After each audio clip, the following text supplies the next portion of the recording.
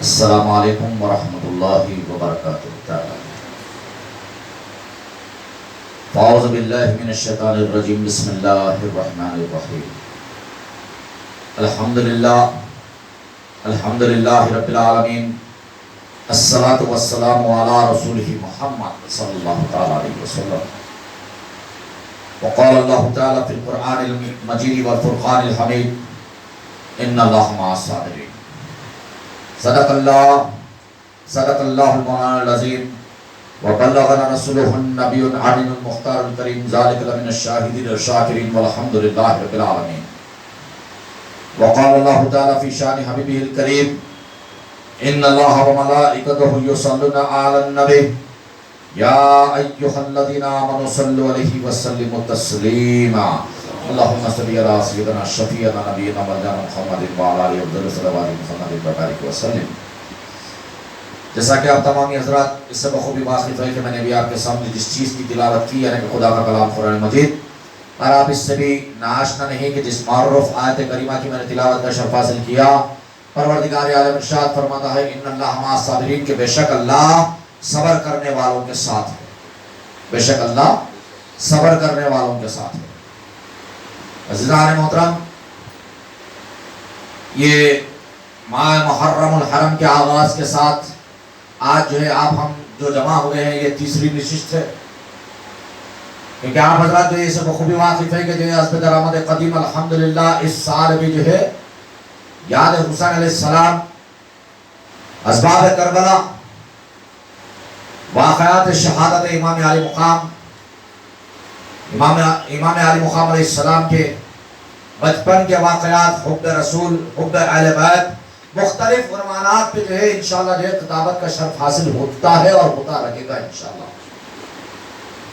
عزیزان گرامی، کل میں نے آپ حضرات کو جس جگہ پہ چھوڑا تھا اسی کڑی کو جو ہے انشاءاللہ آگے دیتا چلوں۔ کل جس جگہ پہ میں نے آپ حضرات کو چھوڑا تھا وہ یہ تھا کہ جو ہے گورنر کوفہ ولید نے جو ہے امام علی مقام علیہ السلام کو جو ہے عرض گزار ہوئے کہ جو ہے آپ میرے پاس تشریف لائے، قاصد کو بھیجا گیا۔ قاصد کے آنے کے بعد امام علی مقام علیہ السلام وہاں پہ آئے، اور مروان بن حکم یہ چاہتا تھا کہ ولید گرفتار کر لے یا پھر بیعت کر لے، یزید کی یا تو جو ہے بیعت لے لے، کیونکہ یزید کے حکم ہی پہ اس چیز کی آغاز ہوا تھا کہ جو امام علی مقام سے ابن زبیر رضی اللہ تعالیٰ عنہ سے، ابن عمر رضی اللہ تعالیٰ عنہ، ابن ابو بکر رضی اللہ تعالیٰ عنہ سے، ان چاروں اشخاص سے یا تو بیعت لو یا تو پھر معاذ اللہ جو ہے ان کو قتل کر دو۔ اس بات کا جو ہے ارادہ وحی سے شروع ہو چکا تھا۔ عزیزان گرامی،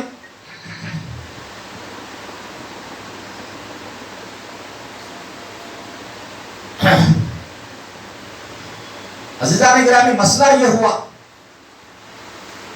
کہ ولید چونکہ محب اہل بیت تھا، ولید بن عقبہ یہ نہیں چاہتا تھا کہ جو ہے امام علی مقام علیہ السلام کو کسی قسم سے کوئی تکلیف پہنچے۔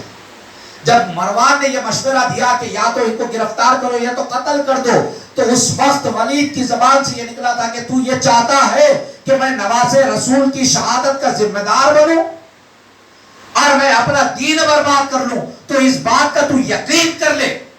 مروان سے کہا کہ تو اس بات کا یقین کر لے کہ اگر یزید روئے زمین کی بادشاہت بھی مجھے دے دے اور روئے زمین کے برابر بھی اگر جو ہے یزید اگر میرے قدموں میں دولت ڈال دے، تب بھی جو ہے میں نواز رسول کی شہادت کا ذمہ دار نہیں بنوں گا، نہ جو ہے سرکار کے سامنے کل جو ہے سیاہ روئی کے ساتھ حاضر ہوں گا۔ ولید جو ہے اس کے اوپر لعنت کرتا ہے کہ میں نے تجھے اچھا سمجھ کر مشورہ طلب کیا اور تو نے مجھے یہ مشورہ دیا کہ اس وقت میں جو ہے شہادت امام حسین علیہ السلام کا جو ہے ذمہ دار بن جاؤں۔ عزیزان گرامی،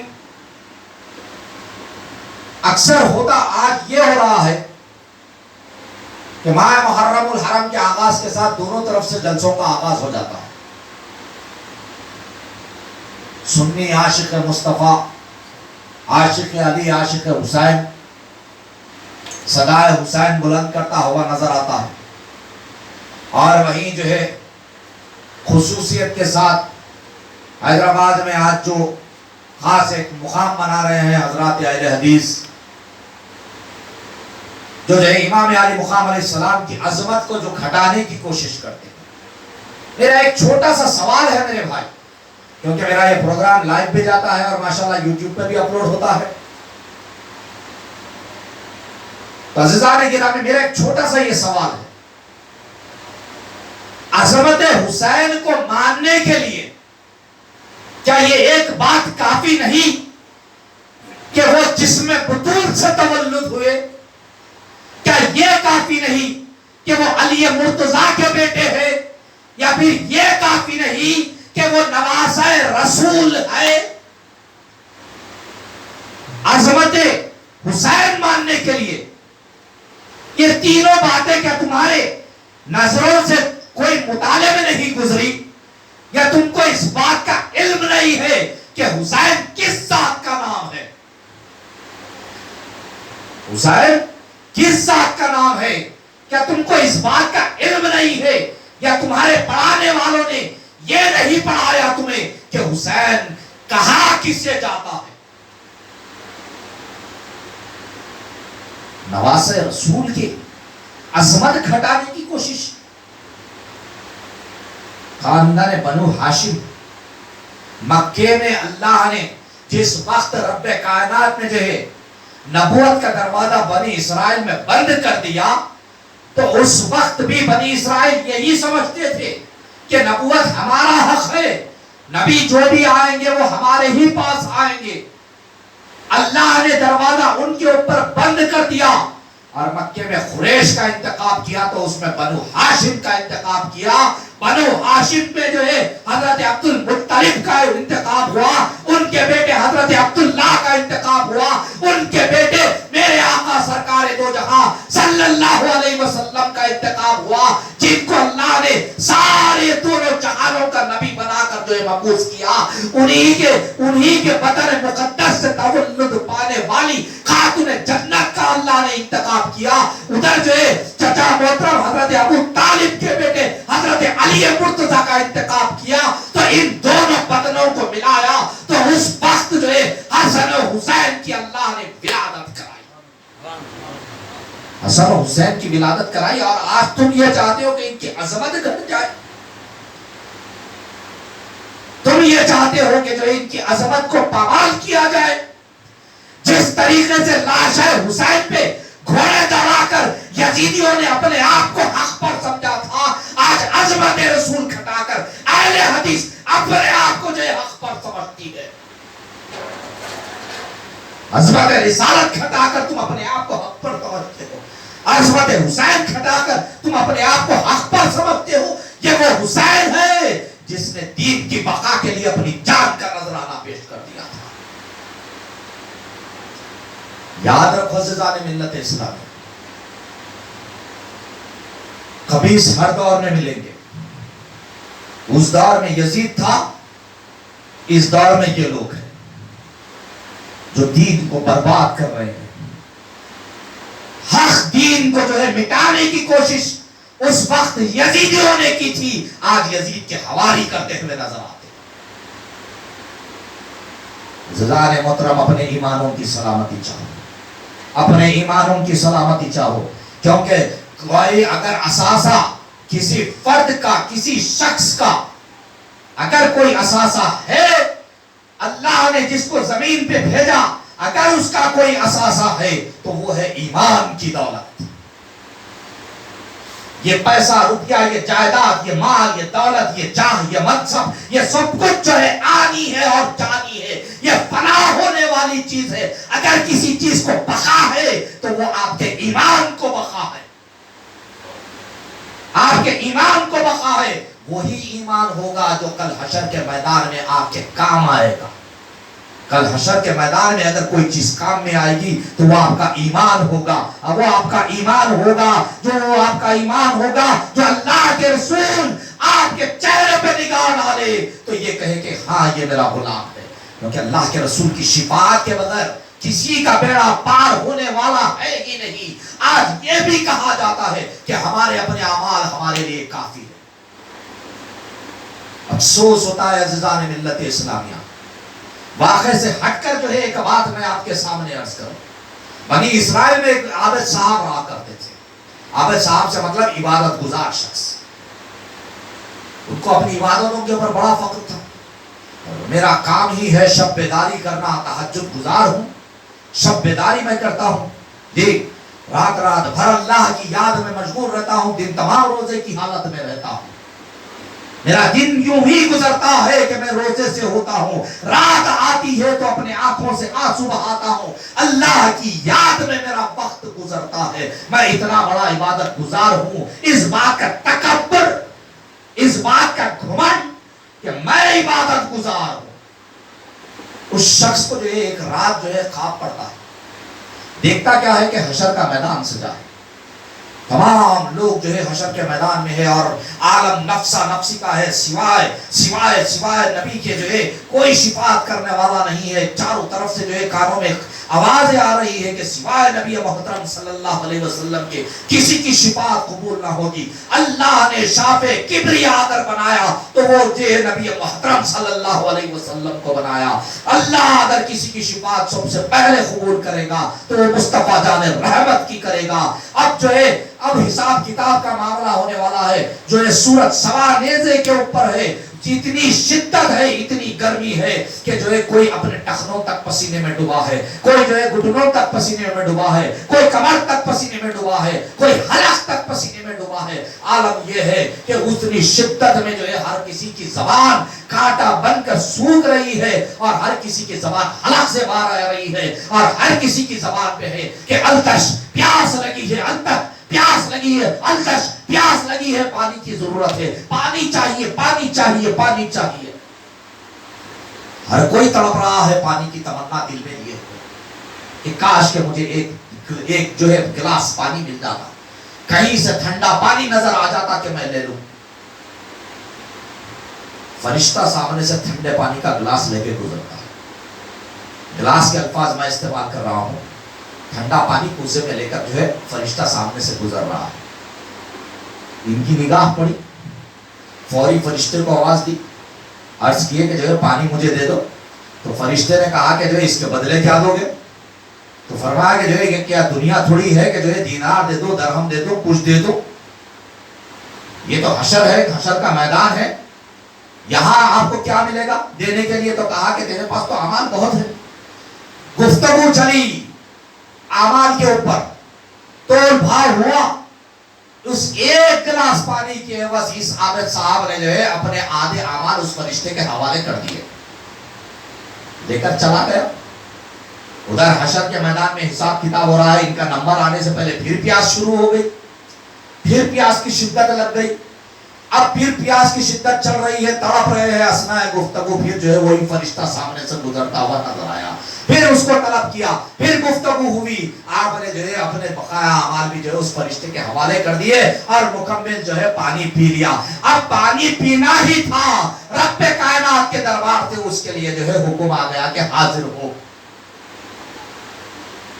اب رب کے پاس حاضر ہو گئے. یہ مکمل وہ شخص خود آپ دیکھ رہا ہے اور اسی شخص نے بیان کیا حقائق واقعات حقائق میں اس کا آپ مطالعہ کریں.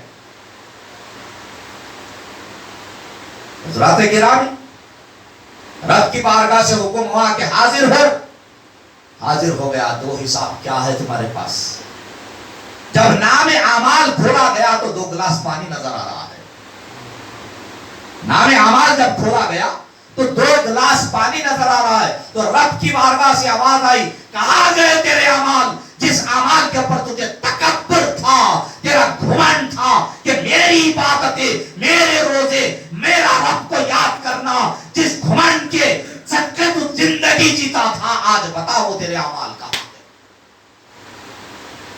پریشان ہو گیا. رب کی بارگاہ میں گڑ گڑانے لگا. رب کی بارگاہ میں گڑ گڑانے لگا. اللہ کے حضور تڑپنے لگا. موسیٰ علیہ نبینا علیہ الصلوۃ والتسلیم کی جس وقت اس شخص نے دعائی دی کہ یا رب کریم تیرے موسیٰ کے صدقے مجھے معاف فرما، تو رب فرماتا ہے کہ میں نے اپنے نبی کے صدقے تیری مغفرت فرما دی. میں نے اپنے نبی کے صدقے تیری مغفرت فرما دی. بیدار ہوا تو پریشان ہو گیا اور ہر کسی سے مل کر یہ کہنے لگا کہ مجھے اپنے اعمال کا گھمنڈ نہیں، مجھے میرے رب کی رحمت کا گھمنڈ ہے۔ عزیزان ملت، یاد رکھیے، اپنے اعمال کا گھمنڈ، اپنے اعمال کا ڈھنڈورا صرف تباہی کے راستے پہ ڈالتا ہے۔ کیونکہ یاد رکھو، یہ تو ایک عابد صاحب کا واقعہ تھا جو زمین پہ پیدا ہو کر زمین پہ ہی بڑے ہوئے، زمین پہ ہی فنا ہو گئے۔ فنا تو وہ ہوا جو آسمانوں پہ جھولا جھول کر اب ملائکہ کو جو ہے تعلیم دیا کرتا تھا، لیکن رب کی بارگاہ میں رب کے حکم کو نہ مانا۔ حکم کیا تھا کہ آدم کو سجدہ کرو۔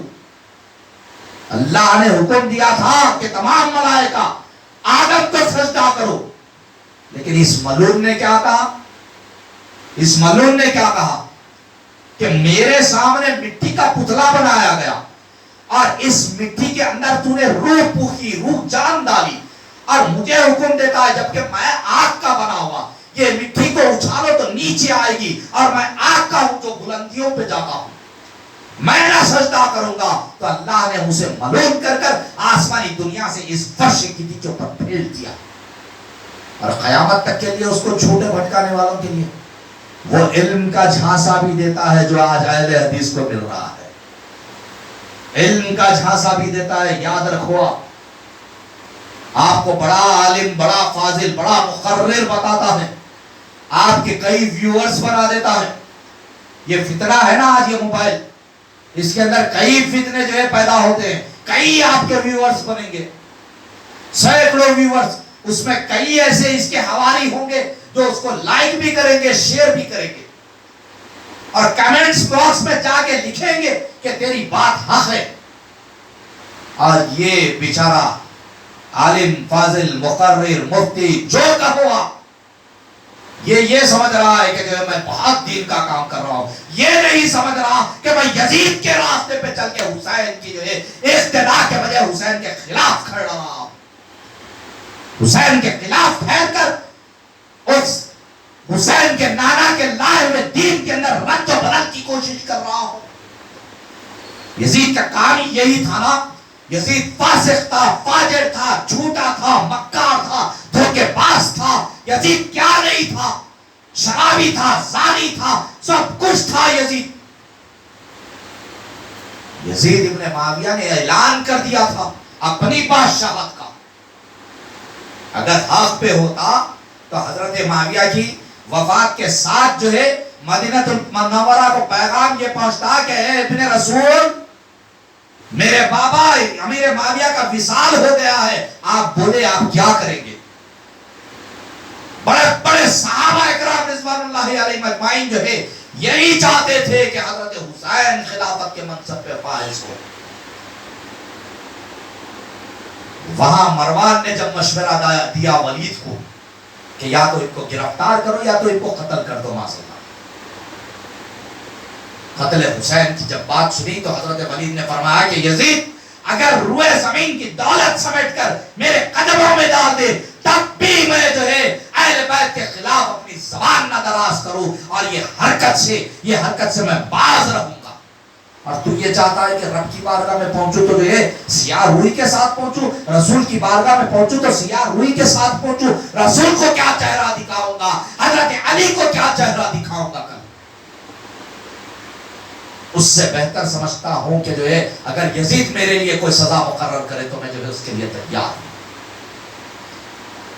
اب حضرت حسین علیہ السلام کے پاس مروان جو ہے ولید بن عقبہ کے پاس سے چھپا کر جو ہے خط پہنچتا ہے۔ خط میں یہ لکھ دیا جاتا ہے کہ آپ ہوشیار رہے، یزید کو اس بات کا علم ہو چکا ہے کہ آپ نے بیعت نہ کی اور میں نے آپ کو جانے دیا۔ یزید یہ چاہتا ہے کہ اب آپ کو یا تو گرفتار کیا جائے یا تو قتل کر دیا جائے، اور مجھے مسلسل خطوط آ رہے ہیں کہ یا تو آپ سے بیعت لوں یا پھر معاذ اللہ جو ہے آپ کو قتل کر دوں، آپ جو مناسب سمجھے وہ فیصلہ فرما لیں۔ امام علی مقام علیہ السلام نے جب وہ خط دیکھا تو اشک بار ہو گئے اور سیدھا مسجد نبی صلی اللہ علیہ وسلم میں آئے. نانا کے پڑوس میں جو ہے اس مسجد میں جو ہے نماز ادا کی. اس کے بعد نماز عشاء آپ نے ادا کی اور کچھ دیر کے لیے جو ہے نانا کی بارگاہ میں حاضر ہو کے نانا جان کی بازار کے پاس بیٹھ جاتے ہیں. حضور پاک علیہ الصلوۃ والتسلیم کی مزار مقدس کے پاس حضرت حسین علیہ السلام کا بیٹھنا یہ بات ثابت کرتا ہے کہ تم اپنے دل کی تکلیف اپنے بڑوں کے مزار کے پاس بیٹھ کے کہہ سکتے ہو. یہ دلیل ہے اس بات کی. آج یہ کہتے ہیں کہ یہ مسلمان خبر پوجوا ہے. یہ خبر ہم کسی کی پوجا نہیں کرتے. یہ بات یاد رکھو. ہم اگر کسی کو مانتے ہیں تو وہ رب ذوالجلال کو مانتے ہیں. ہمارا ایمان اگر کوئی ہے تو وہ رب ہے. ہماری کوئی توحید ہے تو وہ رب کی ذات ہے. ہمارا کسی پہ یقین ہے تو وہ رب پہ ہے. اپنی دلجوئی حسین نے اپنے نانا کے ساتھ کی اور ہم اپنی دلجوئی اپنے بڑوں کے ساتھ ضرور کرتے. ہمارے دل کو جب تکلیف پہنچتی ہے نا، دلیل دے رہا ہوں اس بات کی کہ کوئی مزار پہ جا کے اگر کوئی کسی کا اپنے درد غم اگر سناتا ہے، حال دل اگر کوئی بیان کرتا ہے، آنکھوں میں آنسو لیے اپنے ماں باپ کی مزار کہو یا اپنے پیر کی مزار کہو یا پھر جو ہے اپنے کوئی بڑوں کی مزار کہو، اگر ماں ٹھہر کے اگر کوئی حال دل اگر اپنا بیان کرتا ہے تو اس میں کوئی قباحت نہیں ہے کہ حسین ابن علی نے یہ عمل کیا تھا. نانا کی بارگاہ پہ میرے آقا حاضر ہوئے، اپنا درد غم بیان کیا، اپنے احوال بیان کیے، اپنی تکلیفیں بیان کی. کسی نے مجھ سے سوال کیا معاذ اللہ خبر والے تو جو ہے زندہ نہیں ہیں، تو پھر ان کے پاس جا کے حال بیان کرنا کیا؟ تو میں بولا جب حشر میں پہنچو تو اللہ اس کے رسول سے پوچھنا کہ جب تم قبرستان سے گزرو تو اللہ کے رسول نے کیوں بتایا کہ جو ہے السلام علیکم اہل القبور بولنے کا حکم کیوں دیا؟ سلامتی کس پہ؟ جو زندہ ہے اس پہ سلامتی. بے شک دنیاوی زندگی یہاں منقطع ہو گئی. اللہ نے جو موت دی ہے وہ جسم کو دی ہے، روح کو نہیں. روح عالم برزخ میں پہنچ چکی ہے. قبر عالم برزخ کی منزلوں میں ایک منزل ہے. قبر ان کی آخری آرام گاہ ہے. حشر میں اٹھیں گے. احادیث نہیں پڑھے، کوئی مولوی ان کو صحیح پڑھایا نہیں. اصل میں ایک قدم آگے بڑھ کے کہوں، بڑی ذمہ داری کے ساتھ کر رہا ہوں، یہ مولویوں کے پاس پڑھتے ہیں، مشائخ ان کے نہیں پڑھتے. سبحان اللہ. یہ مولویوں کے پاس پڑھتے ہیں میرے بھائی، جو اپنے دل کو ٹٹول کے پڑھاتا ہے. کسی صاحب کے سامنے زانو ادب طے کرے تو حقیقت سمجھ میں آئے گی. طریقت سے آشنائی اس لیے ضروری ہے کہ طریقت تم کو محبت دیتی ہے، طریقت تم کو ٹٹول دیتی ہے، تمہارے ایمانوں کو جھنجھوڑ دیتی ہے.